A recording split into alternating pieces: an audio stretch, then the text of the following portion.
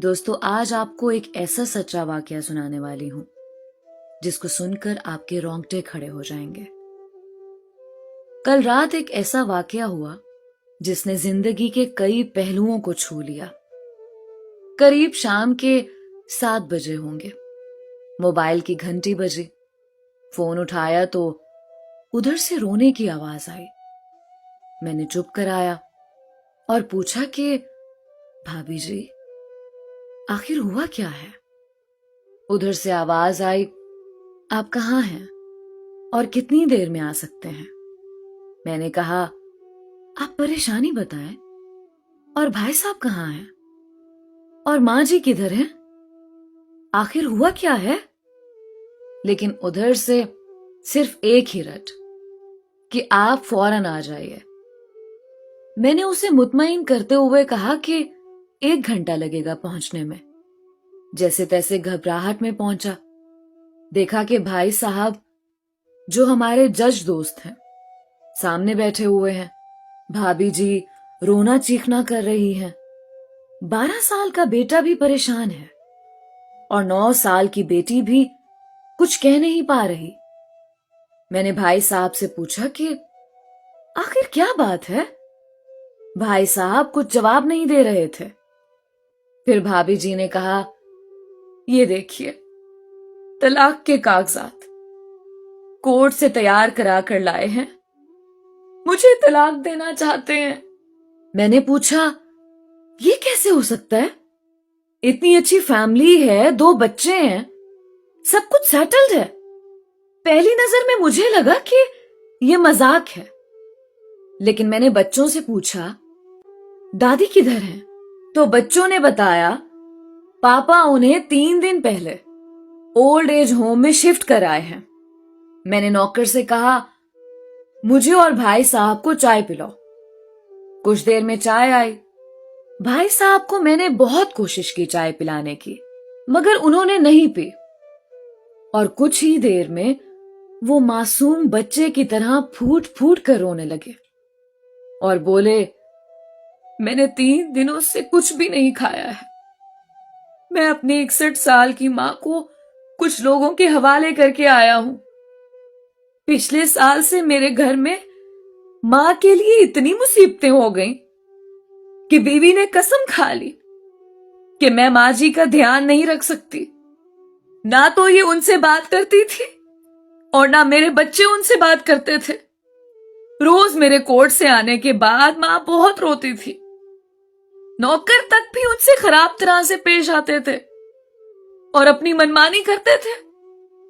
मां ने 10 दिन पहले बोल दिया, तू मुझे ओल्ड एज होम में डाल दे। मैंने बहुत कोशिश की पूरी फैमिली को समझाने की, लेकिन किसी ने मां से सीधे मुंह तक बात नहीं की। जब मैं 2 साल का था तब अब्बू इंतकाल कर गए थे।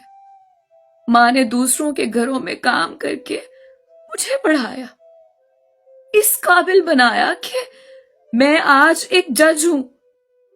लोग बताते हैं कि मां दूसरों के घर काम करते वक्त कभी भी मुझे अकेला नहीं छोड़ती थी। उस मां को आज मैं ओल्ड एज होम में छोड़ आया हूं। मैं अपनी मां के एक एक दुख को याद करके तड़प रहा हूं, जो उन्होंने सिर्फ मेरे लिए उठाए थे। मुझे आज भी याद है, जब मैं मैट्रिक के इम्तिहान देने वाला था, मां मेरे साथ रात रात भर बैठी रहती थी।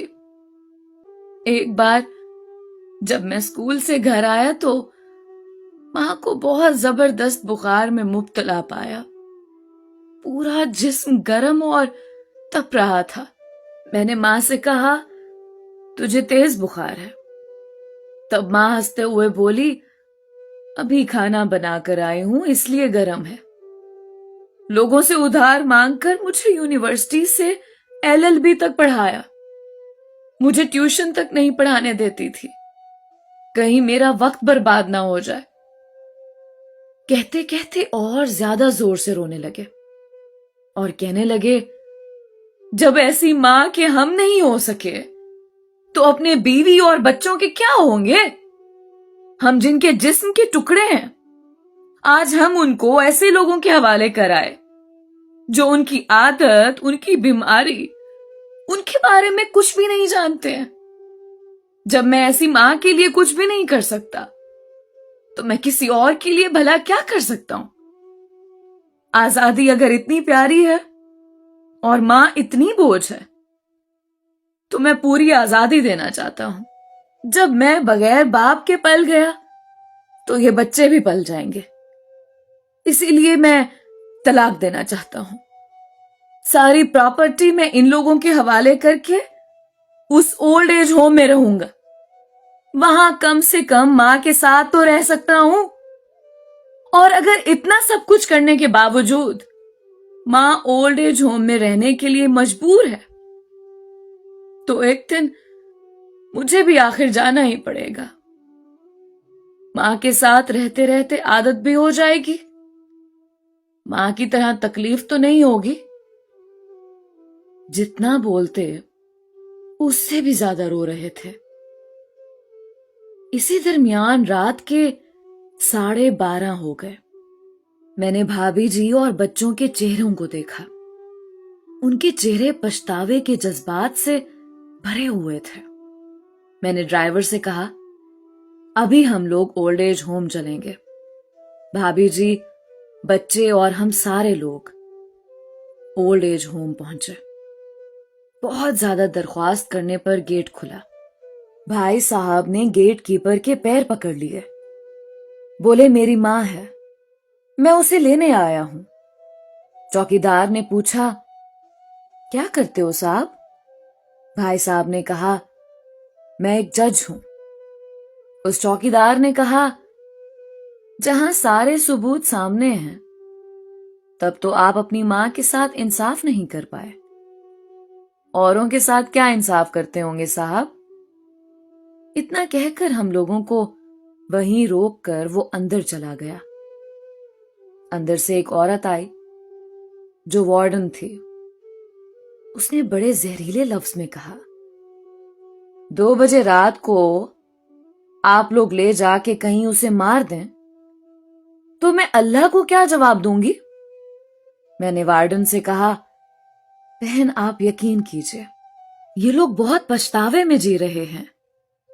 आखिर में किसी तरह उनके कमरे में ले गई। कमरे का जो नजारा था उसे लफ्जों में बयान करना मुश्किल है। सिर्फ एक फोटो जिसमें पूरी फैमिली है, वो भी मां के बगल में जैसे बच्चे को सुला रखा है। मुझे देखा तो उसे लगा कि कहीं बात ना खुल जाए, लेकिन जब मैंने कहा कि हम लोग आपको लेने आए हैं, तो पूरी फैमिली एक दूसरे से लिपट कर रोने लगी। आसपास के कमरों में और भी बुजुर्ग थे। सब लोग जाग कर बाहर तक ही आ गए। उनकी भी आंखें नम थीं। कुछ वक्त के बाद चलने की तैयारी हुई। पूरे ओल्ड होम के लोग बाहर तक आए। किसी तरह हम लोग ओल्ड एज होम के लोगों को छोड़ पाए। सब लोग इस उम्मीद से देख रहे थे, शायद उन्हें भी कोई लेने आए। रास्ते भर बच्चे और भाभी जी तो चुपचाप रहे, मगर मां और भाई साहब पुरानी बातें याद करके रो रहे थे। घर आते आते तकरीबन 3:45 हो गए। भाभी जी भी अपनी खुशी की चाबी कहां है ये समझ गई थी। मैं भी चल दिया, लेकिन रास्ते भर वो सारी बातें और सारे नजारे आंखों में घूमते रहे। दोस्तों, इस वाकये ने मुझे हिला कर रख दिया। देखो ना, मां सिर्फ मां है। उसको मरने से पहले ना मारें। मां हमारी ताकत है, उसे कमजोर नहीं होने दें। अगर वो कमजोर हो गई तो सकाफत की रीढ़ कमजोर हो जाएगी, और बिना रीढ़ का मुआशरा कैसा होता है ये किसी से छुपा हुआ नहीं है। अगर आपके घर में या रिश्तेदारों में इस तरह का कोई मसला हो, तो उन्हें ये कहानी जरूर सुनाएं और अच्छी तरह समझाएं। कुछ भी करें, لیکن ہمیں جنم دینے والی ماں کو